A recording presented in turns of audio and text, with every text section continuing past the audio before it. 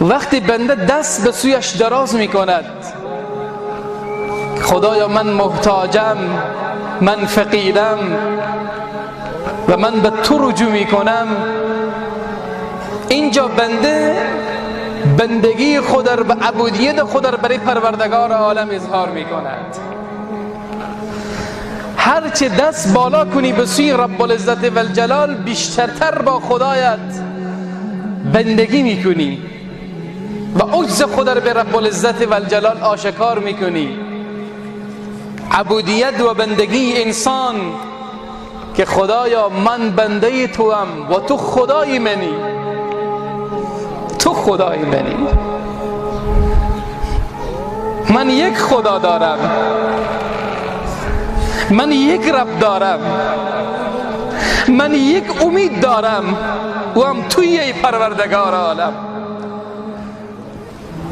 و تویی که وعده دادی و تویی که فرمان دادی و برای من گفتی بخوان مرا، درخواست کن، دست خود را بالا بکن به سوی من، از من طلب بکن.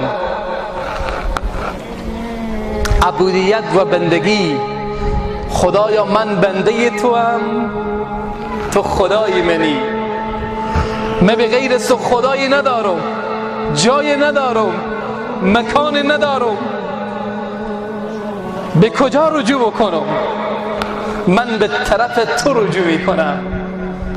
تو خودت گفتی ففروا الی الله، به سوی الله فرار بکنید، بروید به طرف پروردگار عالم. من به سوی تو، به طرف تو، چشم امیدم تو هستی. یک امید دارم، توی ذات الله رب العزت و الجلال. عاجز شوید، غیر از اون چیزی دیگر نداریم.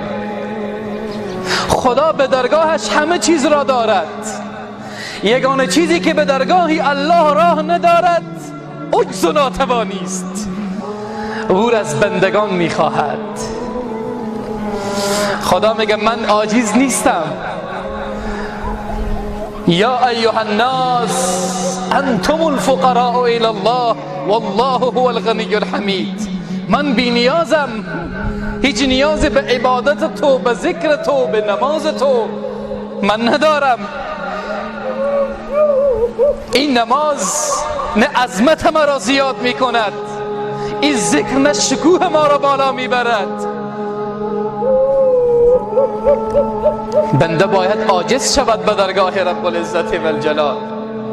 وقتی بنده با کمال تواضع و عجز و فروتنی دست به سوی او که مالک جهانه، او که خالق زمین و آسمان، پروردگار بزرگ، وقتی دست دراز می کند با کمال تواضع و فروتنی و فریاد الله الله را سر می دهد، این فریاد الله الله بنده گناهکار به نزد الله خیلی مقبوله.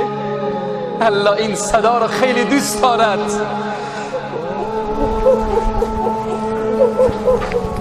شاید یکی از حکمتهای مصیبتها برای بنی آدم این باشه که بنی آدم خدا را فریاد بزنند و از الله بخواهند. خسته نشوید، بار بار دعا بکنید به درگاه پروردگار عالم. فکر نکن دعای من ارزش نداره به درگاه الله. فکر نکن شاید خدا تحویل من نگیرد. فکر نکن که شاید خدا صدای مرا نشنود. صداها خیلی ارزش دارد به نزد الله رب العزت و الجلال.